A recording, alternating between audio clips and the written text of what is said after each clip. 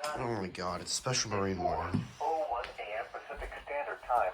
Severe thunderstorms capable of producing waterspouts were located along a line extending from 32 nautical miles southwest of Pillar Point to 17 nautical miles southwest of Point Anyanguiva to 30 nautical miles southwest of Santa Cruz Harbor, moving northeast at 60 knots.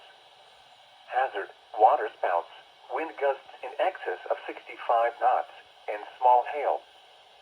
Source: radar.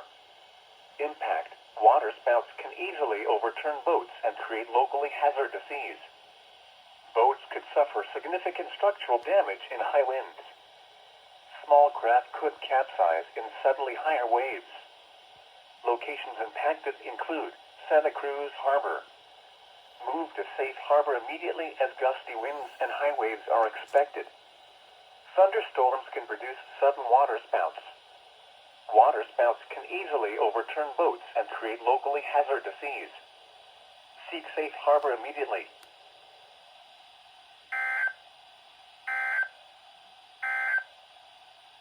Synopsis for the Central California Here we coast go. and bays, including... It's 4 in the morning. Let the slight risk begin.